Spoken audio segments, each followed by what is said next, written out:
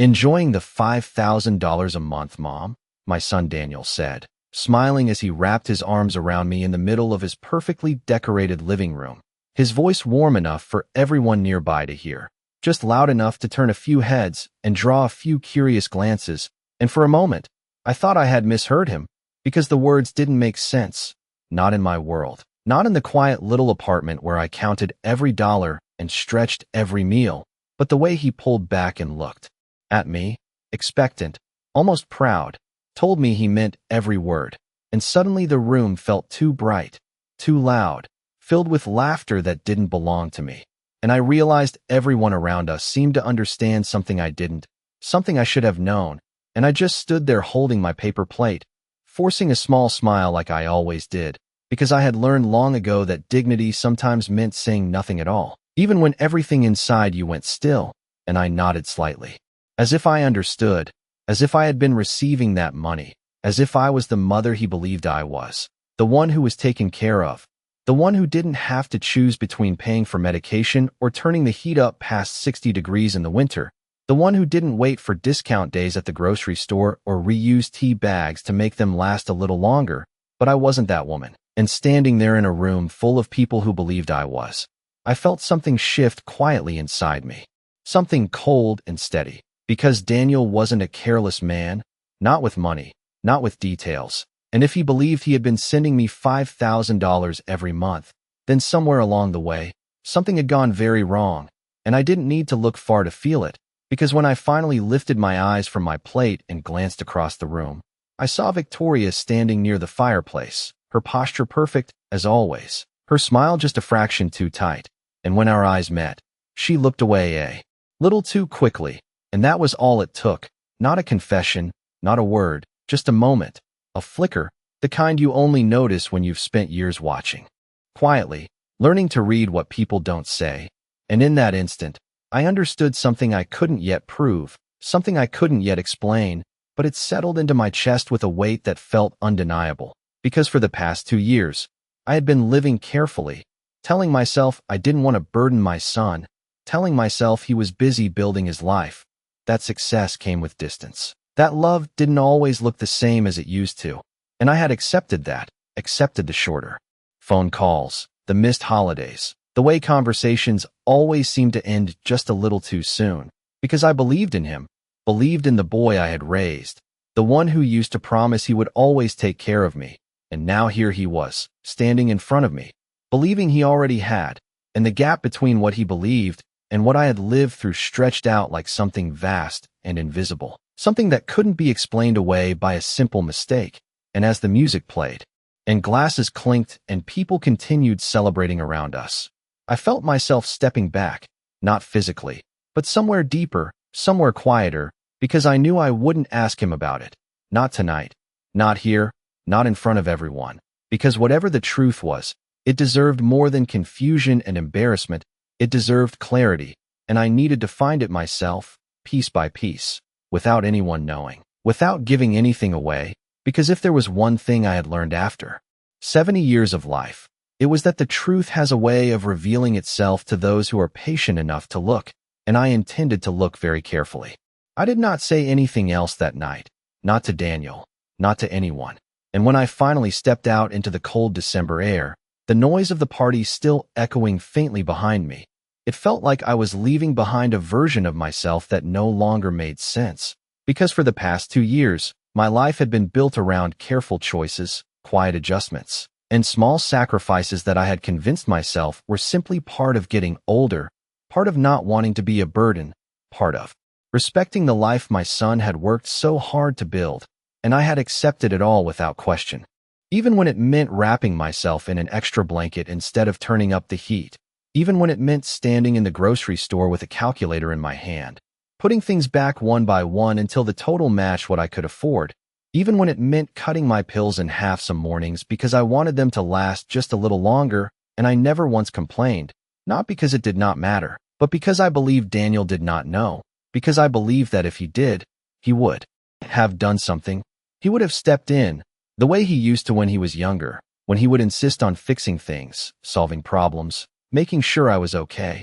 And that belief had carried me through many quiet evenings and long, careful months. But now, sitting in my car with the engine running and my hands resting on the steering wheel, I realized that belief no longer fit the facts in front of me. Because Daniel had looked at me with certainty, not doubt, not concern, but certainty. As if he had been fulfilling a promise, as if he had been taking care of me all along. And the gap between what he believed and what I had experienced was not something small or accidental. It was too consistent, too precise, and the number itself stayed with me. $5,000 a month. Not a vague estimate, not a casual guess, but a specific, repeated amount, the kind of number that comes from a system, from a schedule, from something deliberate. And I found myself replaying the past 2 years in my mind, not as memories, but as pieces of a pattern I had never tried to see before. The way Daniel had stopped asking about my expenses, the way he would occasionally mention being glad I was comfortable, the way Victoria would gently steer conversations away whenever finances came up, always with a smile, always with that careful tone that made everything sound reasonable. And I had accepted all of it, because I trusted them, because I did not want to question the people I loved, because it was easier to adjust my own life than to consider that something might be wrong at a deeper level. But now, that possibility was no longer something I could ignore. And as I drove home, the streets quiet and lined with holiday lights that blurred slightly in my vision, I made a decision that felt both simple and significant. I would not confront Daniel, not yet, because if there was an explanation, I needed to understand it fully before I said a single word. And if there was something more, something intentional, then asking questions too soon would only give someone time to adjust their story. And I did not want a story. I wanted the truth, clear and undeniable, the kind that does not change depending on who is telling it. And by the time I pulled into my parking space and turned off the engine, I felt something settle inside me. Not anger, not even hurt, but a quiet clarity, the kind that comes when you realize that the life you thought you understood has another layer beneath it, one that has been there all along, waiting for you to notice, and for the first time in a long while. I was not thinking about how to get through the next month or stretch what I had a little further. I was thinking about how to find out what had really been happening, and I knew exactly where I needed to start. The next morning arrived with a kind of stillness that felt unfamiliar, as if the world had paused just long enough for me to finally notice something I had been overlooking for far too long. And I moved through my small apartment slowly, deliberately, making coffee the way I always did, measuring each scoop carefully, watching the steam rise as if it might carry some kind of answer with it. But my mind was not on the routine. It was on the number, $5,000, repeating itself, quietly in the back of my thoughts, not as a question anymore, but as something real, something that had existed whether I had known about it or not. And for the first time, I allowed myself to look at my life not as something fixed, but as something that could have been different.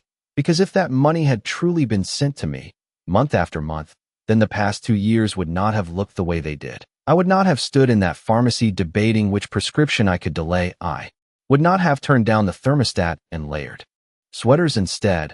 I would not have told myself that cutting back was simply part of aging. And that realization did not make me angry, not yet, but it did sharpen something inside me, something precise and focused, because this was no longer about assumptions or feelings. It was about facts, and facts could be found. So I dressed more carefully than usual, not out of vanity, but because I wanted to feel steady, composed, like someone who knew exactly what she was doing. And when I stepped outside, the cold air cleared my head just enough to turn that quiet determination into action.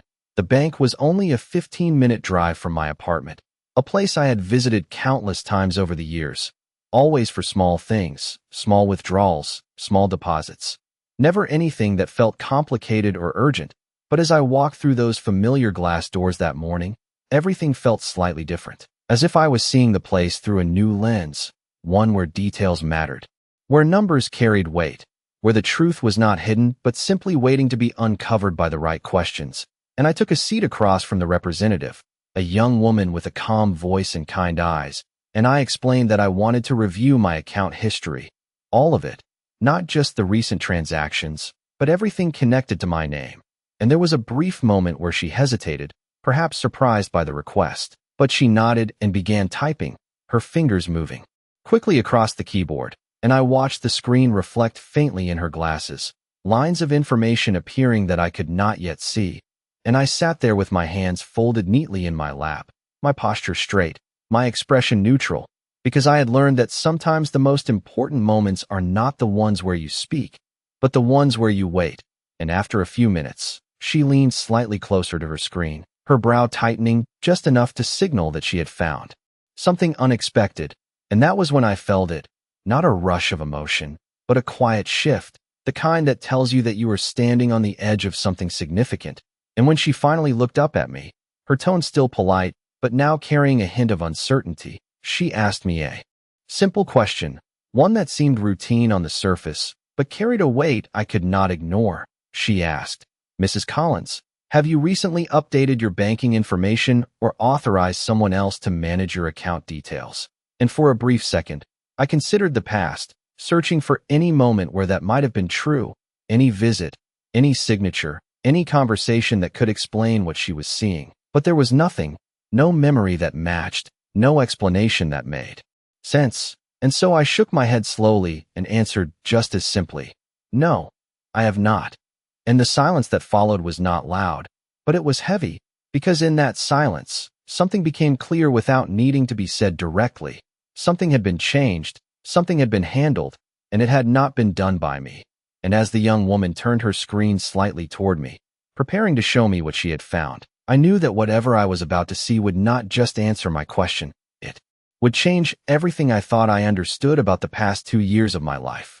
The numbers appeared on the screen in a clean, orderly list, each line precise, each date consistent. And for a moment, I simply stared at them without fully processing what I was seeing, because it was not a single transaction, not an isolated error, but a pattern, a steady stream of deposits made on the first of every month, each one exactly $5,000, stretching back not just weeks or months, but nearly 2 full years. And the total at the bottom of the page was more than I had ever held in my account at one time, more than I had allowed myself to imagine. And yet none of it had ever reached me. None of it had passed through my hands or changed my life in any visible way. And I felt my fingers tighten slightly against the edge of the desk, not in panic, but in focus, because this was no longer a question of whether something had happened. It was a matter of understanding how it had been done. And the young woman beside me continued explaining in a careful, professional tone, pointing out the account details associated with the deposits, the routing numbers, the receiving account information, and that was when the second layer revealed itself, because the account listed as the destination was not the one I recognized, not the one I had used for years, not the one connected to my debit card or my monthly bills, and yet my name was attached to it, printed clearly, unmistakably, as if it belonged to me in every official sense. And I leaned slightly closer, studying the details with a kind of quiet intensity one had not felt in years. Noticing the address linked to the account, an address that was not mine, an address I had never lived at, and I did not need to ask whether it was a simple mistake, because mistakes do not repeat themselves with this level of consistency. They do not align perfectly month after month. They do not create an alternate version of your life that exists only on paper.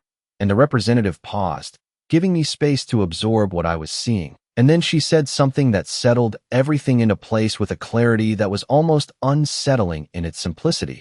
She said that the account information had been updated through a phone authorization nearly 2 years ago, and that the caller had provided all the necessary verification details, including personal information that would have been required to make such a change. And I felt a stillness settle over me, not shock, not disbelief, but recognition. Because there are certain things you understand without needing them spelled out, certain connections that form quietly in your mind when the pieces are finally arranged in the right order. And I thought back to that time, to the small shifts I had ignored, the conversations where Victoria had offered to help organize paperwork, the casual way she had once asked about my banking details under the pretense of simplifying things, the way she had always presented herself as helpful, attentive, concerned. And I realized that none of those moments had felt significant on their own, but together, they formed something much more deliberate, something structured, something planned, and I did not feel anger rise in me the way one might expect. Instead, I felt something steadier, something colder, because anger demands an immediate reaction, and I had already decided that I would not react, not until I understood everything completely, and I asked the representative one more question, keeping my voice even, asking whether there was any record of who had made that call, whether a name had been logged or noted in the system. And she hesitated just briefly before checking again, her fingers moving across the keyboard, and when she spoke, her tone had shifted ever so slightly, as if she understood that this was no longer a routine inquiry. She told me that while the system did not record a full name for the caller, there was a note indicating that the person had identified herself as a family member assisting with account management. And in that moment, I did not need anything more, because the truth was no longer hidden. It was simply unspoken, and I leaned back in my chair, letting the weight of it settle into something clear and defined, because for the first time since that night, I was no longer wondering what had happened. I was beginning to understand exactly who had been involved, and more importantly, how they had done it. And that understanding did not overwhelm me. It grounded me. It gave me direction, because now, this was no longer about confusion or doubt. It was about what I would do next, and I already knew that whatever came next would not be loud or emotional. It would be quiet, precise, and very deliberate. When I walked out of the bank that afternoon, the world looked exactly the same as it had before. The same traffic moving steadily down the street, the same winter sunlight reflecting off car windows, the same people passing by with their own concerns and conversations, and yet everything felt different in a way that was difficult to explain, because I was no longer standing inside uncertainty. I was standing just outside of it, looking in, seeing the shape of something that had been carefully constructed without me, something that had operated quietly alongside my life for nearly 2 years, and I realized that what mattered now was not how I felt about it, but how I chose to respond to it. And as I sat in my car once again, I did not start the engine right away. I simply rested my hands on the steering wheel and let the silence settle around me, because silence has a way of sharpening thought, of clearing away everything unnecessary until only the essential remains. And what remained for me was simple. I needed control, not over people, not over emotions, but over facts, over access, over the very system that had been used without my knowledge. And that meant I could not afford to rush. I could not confront anyone prematurely, because confrontation without preparation is nothing more than giving away your position, and I had no intention of doing that. So instead, I turned the key and drove not home, but to another branch of the same bank across town, one that was less familiar, one where no one would recognize me or assume anything about my situation. And when I walked inside, I carried myself the same way I always had, calm, polite, unremarkable, because there is a certain kind of power in not drawing attention to yourself, in allowing others to underestimate what you are there to do. And I requested a full review of all accounts associated with my name, including any linked or secondary accounts. And this time, I asked different questions, more specific ones, questions about authorization changes, about access permissions, about the process required to reverse or update those permissions, and I listened carefully to every answer, not interrupting, not reacting, simply gathering what I needed, piece by piece, until the outline of my next step became clear. And it was not complicated, not dramatic, but it was decisive, because the system that had been used to redirect those funds relied on access, and access can be changed. It can be revoked, it can be corrected, and as I completed the necessary forms, verifying my identity in person, ensuring that all account details reflected my actual address, my actual contact information, my direct control, I felt something shift again, not externally, but internally, because for the first time since that night, I was no longer reacting to what had been done. I was beginning to redefine what would happen next, and I made sure that any future transactions would be routed directly to me, that no third party would have the ability to alter or manage those details without my explicit, in-person authorization. And when the process was complete, the representative assured me that the changes would take effect immediately, that the account was now fully secured under my direct control, and I thanked her with the same quiet politeness I had maintained throughout, because there was no need for anything more, no need to explain, no need to reveal what I knew or what I suspected, because that knowledge was mine now, and it would remain mine until I chose otherwise. And as I stepped back outside into the cold air once again, I did not feel relief. Not exactly. What I felt was steadiness, a kind of grounded clarity that comes when you stop looking for answers from others and start building them yourself.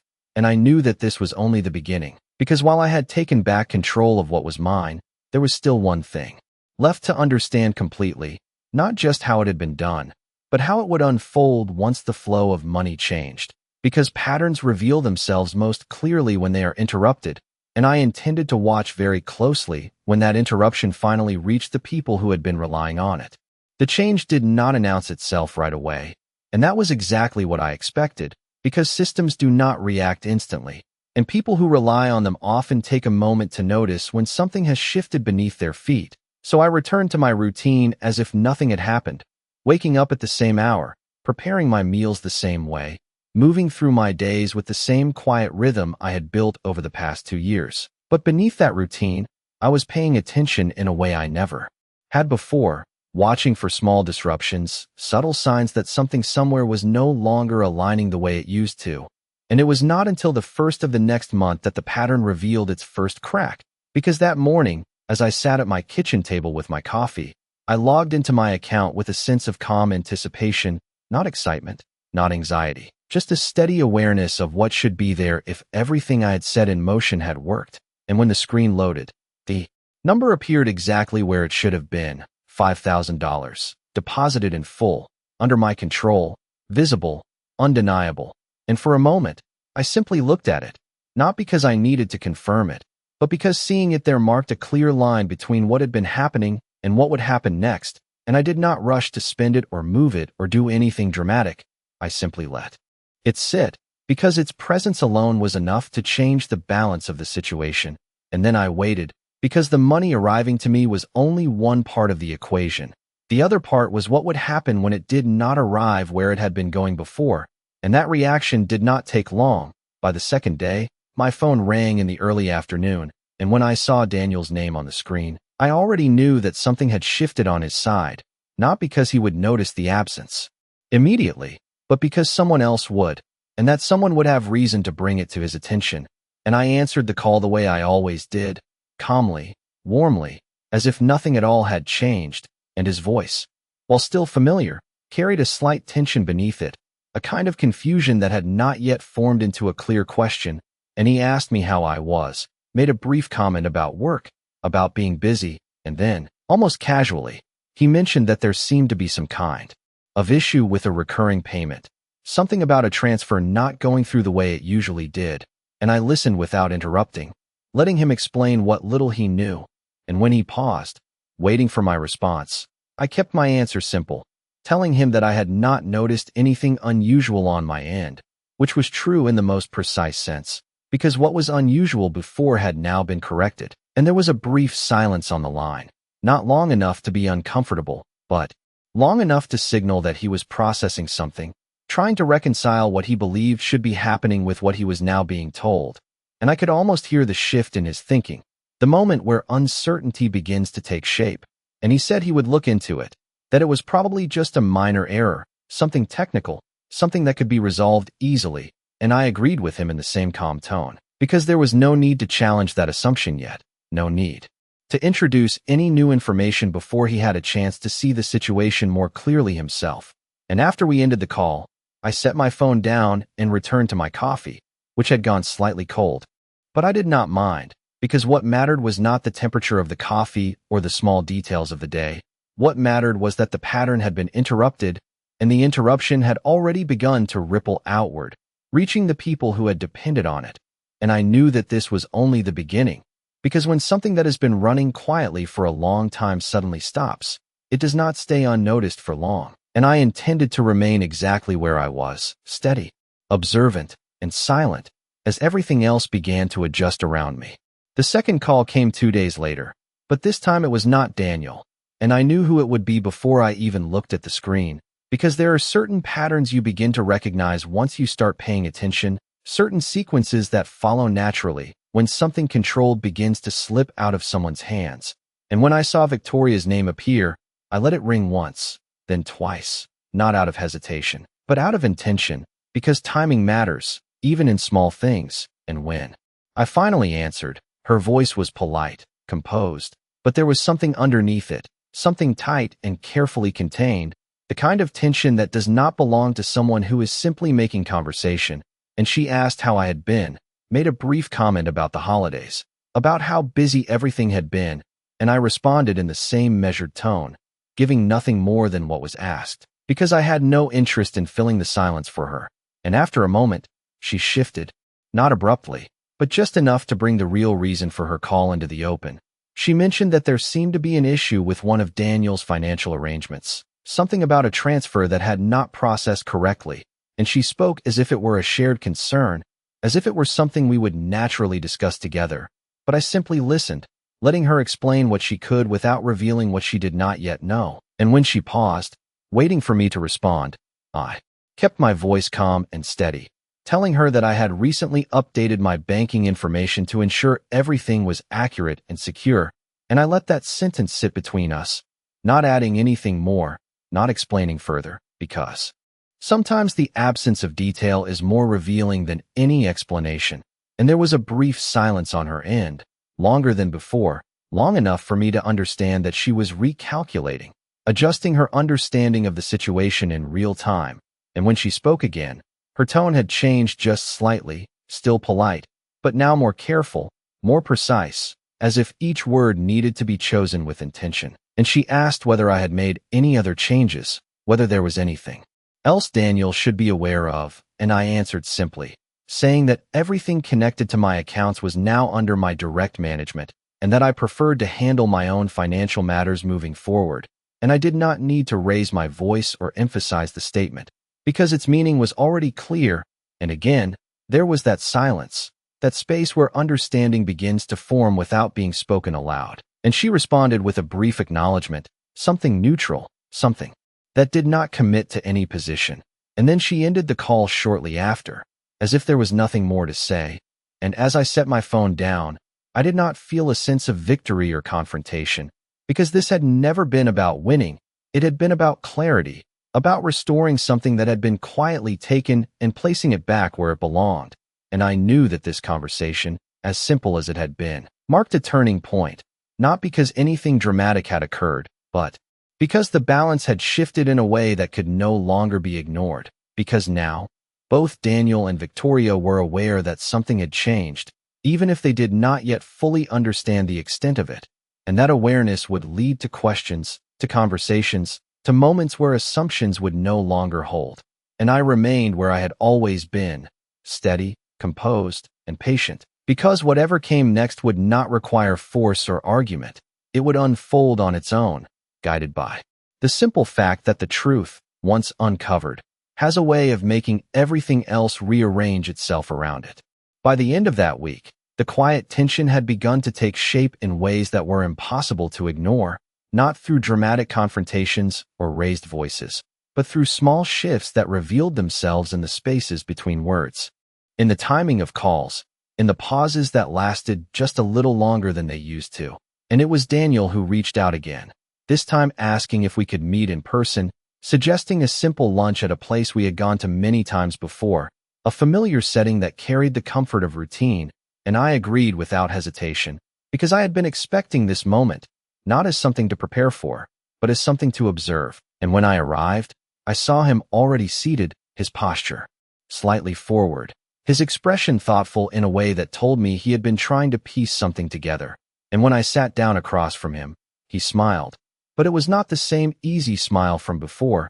It carried a question behind it, one he had not yet found the words to ask. And we began with ordinary conversation, the kind that fills space while something more important waits just beneath the surface. And I let it continue for a while, because there was no need to rush what would come naturally.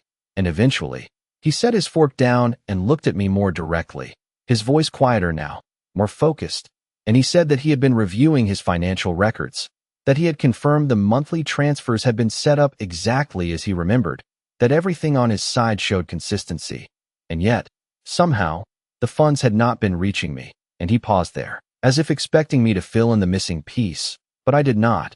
I simply met his gaze with the same calm steadiness I had carried through every step of this process. And after a moment, I told him that I had recently reviewed my own accounts as well, that I had found a secondary account associated with my name, one that I had never opened, never used, and that the deposits had been directed there instead, and I did not raise my voice or emphasize any part of the statement, because the facts themselves were enough, and I watched as the understanding began to form in his expression, not all at once, but gradually, like something aligning into place after being slightly out of focus, and he asked how that could have happened, how an account could exist without my knowledge, and I answered simply, explaining that the account information had been updated through a phone authorization, that someone had provided the necessary details to make that change, and again, I did not say more than what was necessary, because the truth, when presented clearly, does not need to be explained beyond its own structure, and he leaned back slightly, his thoughts clearly moving through the implications, retracing steps, reconsidering assumptions, and I could see the moment when his attention shifted, not toward me, but towards something else, someone else, and he did not say her name, not yet, but he did not need to, because the silence that followed carried enough weight to hold it there between us, unspoken but understood, and when he finally spoke again, his tone had changed, no longer uncertain, but careful, measured, as if each word needed to land exactly where it belonged, and he said that he would look into it further, that there must be some explanation, something that had been overlooked or misunderstood, and I nodded, not in agreement with the idea of a simple explanation, but in acknowledgement of the process he needed to go through, because realization is not something that can be forced, it unfolds in its own time. And as we finished our meal, the conversation returned briefly to neutral ground, but the air between us had shifted in a way that would not return to what it had been before. And when we stood to leave, he hesitated for just a moment, as if wanting to say something more, but instead, he simply thanked me for meeting with him, and I responded with the same quiet composure I had maintained throughout, because everything that needed to be said had already been placed where it belonged. And as I walked away, I did not look back, because I knew that the next steps would not come from me. They would come from the space that had been opened, from the questions that could no longer be avoided, and from the truth that had finally begun to surface, steady and undeniable.